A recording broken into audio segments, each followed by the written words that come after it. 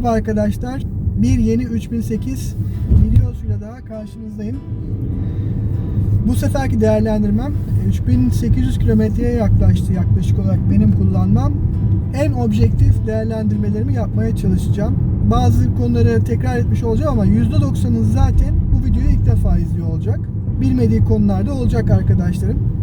3800 kilometrelik mesafeye baktığımda arkadaşlar memnun olduğum konular var, memnun olmadığım konular var. Memnun olduğum konuları hemen başlayalım.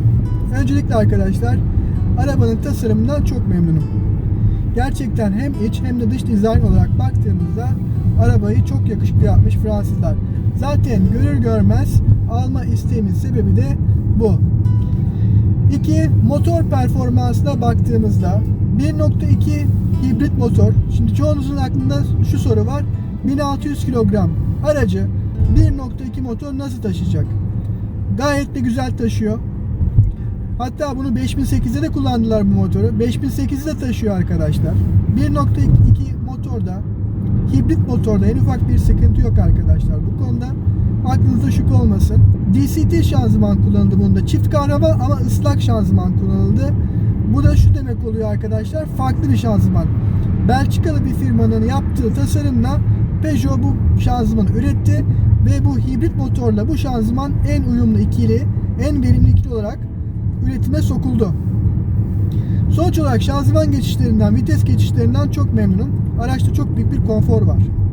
Bu konfora başka ne ilave oluyor? Sessizlik, yalıtım, yolda giderkenki sürüş keyfi, yol tutuşu hem de arka süspansiyonlar bağımsız olmamasına rağmen, torsiyon çubuğu olmasına rağmen yol tutuşu gayet güzel. Yolda gidişi konforu gayet güzel. Bu motor hibrit olduğu için, mild hibrit olmadığı için, mild hibritlerle hibrit arasında arkadaşlar ciddi bir fark var. Mild hibrit motorlar arabayı kendi başına hareket ettiremezler. Benzinli motora destek olarak sadece görev yaparlar. Bu araçta ise hibrit motor var. Ayağımı gazdan çekip tekrar gaza bastığımda mavi tekerlek oldu ve şu anda 65 km hızla elektrikle gidiyoruz arkadaşlar. Bunu mild hibrit yapamazsınız, hibrit araçta yaparsınız. Ama şunu da söylemiyorum. Toyota Corolla kadar da hibrit değil. Ama VAG grubunda ya da Renault Austral 1.3 mild hibrit olduğu kadar da düşük bir hibrit de değil. Bunun da yakıt tasarrufunda kendini gösteriyor. Nasıl bir yakıt tasarrufu elde ediyorum arkadaşlar? Hemen o ekranı da açıyorum şimdi ben sizlere. Sonuçta 3776 kilometre yolu 6.3 litre benzin ortalamasıyla geçmiş durumdayım. Bu gayet iyi bir ortalama. Benim bir önceki aracım 1.5 dizel EAT6 3008 Skypack'ti, aktif Skypack dizeldi. Aynı ortalamaydı 6.4. Yani bir dizel araç kadar az yakıyor arkadaşlar bu araç. Bu konuda da memnunum. Gayet güzel. Yakıt tasarrufunda da gayet güzel. Bu konular sizin için önemliyse bu aracı aldığınızda bu konulardan memnun kalacaksınız. Bayır çıkarken performans mı istiyorsunuz? Bu performansı basarsanız size sunuyor. Otobanda basmak mı istiyorsunuz? Basarsınız ama yakıt tüketiminiz artmasına rağmen artıyor. Ama size o performansı sunuyor. Son olarak da şu beğendiğim konuyu anlatayım size. Bu araçta tasarım haricinde bu ekrandaki en sevdiğim özellik, bunu değinmeden hiçbir zaman geçemiyorum. Gördüğünüz gibi şu anda bu ekranda benim gideceğim yol, navigasyonu bu ekranda da görebiliyorum. Bu ekranı bu ekrana taşıyabiliyorum arkadaşlar. Şu kadarlık bir açı farklılığı, bakışımda açı farklılığı olmuyor. Direkt yola odaklanabiliyorum. Bence bu çok güzel bir özellik. En çok beğendiğim güzel özelliklerinden bir tanesi bu aracın bu. Şimdi sevmediğim özelliklere geçelim arkadaşlar. Minör olarak söyleyebileceğim cam tavan. Benim eski 3008'imdeki aracın cam tavanı dahi gerçekten çok büyüktü. İncelediğim diğer araçlara baktığımda Qashqai gibi, Austral gibi, Tiguan gibi araçlara baktığımda onların da cam tavanları gayet büyük. Bu aracın cam tavanı bir tık küçük arkadaşlar, fastback tasarımından dolayı. Arkaya doğru aracın eğilmesinden kaynaklanmış bir şekilde arka cam tavan biraz daha ufak. Bu da arka alanda biraz klostrofobik, biraz karanlık bir alan oluşturuyor. Bunu ben alırken zaten gözlemledim, gördüm ve bilerek aldım. Bu konuda bir şey söyleyemem. Yani bu aracı alırken sineye çektiğim minör, hoşuma gitmeyen konulardan bir tanesi buydu. Her şeyini çok beğenmiştim. Bir tek bunu beğenmemiştim. Onu da çok önemsemedim açıkçası bu konudaki eksikliğini. Orta seviyedeki beğenmediğim konuya gelirsek arkadaşlar, bakın şimdi ne oldu? Gene unuttum. Ben bu aracı şu anda gene normal modda kullanıyorum. Ekonomi modu almayı gene unuttum. Eko modu aldım.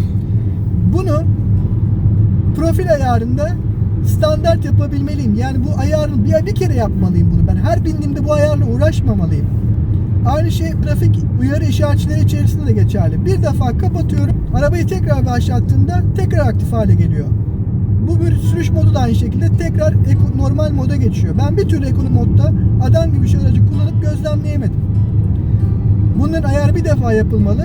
Bir daha da bunun ayarıyla uğraşmamalıyız. Bu konuyu da sevmedim.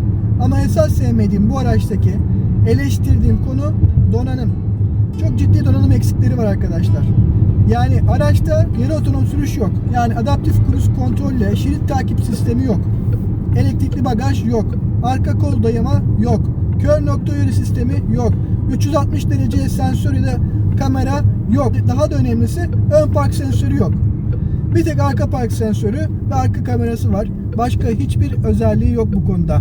Şu özellikleri var. Güvenlikte özellik olarak ne koymuşlar arkadaşlar? Şeritte kalma asistanı koymuşlar. Araç şeritten çıktığında direksiyona ciddi müdahalede bulunarak aracı tekrar şeride sokuyor.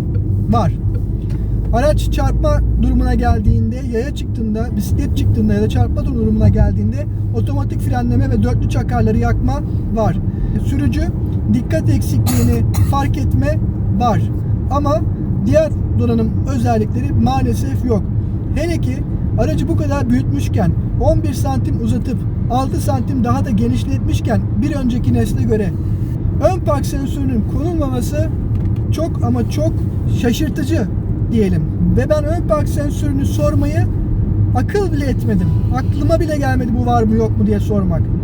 Aktif paket Skypack kullandım. Yani bir tek cam tavanı vardı. En baz donanım olmasına rağmen aktif Skypack aracında dahi ön park sensörü ve arka koltuk dayama vardı. Ama bunda yok. Hem de Allure demelerine rağmen. Eğer siz 8 sene boyunca Allure paket diye bir donanım sattıysanız, aracın modelini değiştirmeden 3008 ve Allure diye tekrar satıyorsanız eğer, aynı donanımı sunmak zorundaydı Peugeot. Ya da donanımın ismini değiştirmeliydi. Ya da eğer Allure artık baz modelse aktif deselerdi. Yani aktif paket deselerdi ben sorardım bu araçta ne var ne yok. Çünkü eskinin Allure paketlerinde bu yok dediklerimin birçok donanımı Allure pakette vardı arkadaşlar. Peugeot'un bir an önce ivedilikle bu aracın Allure paketlerin kesinlikle bu donanım eksikliklerini ücretsiz olmasa bile ben ücreti karşılığı mukabilinde ben razıyım.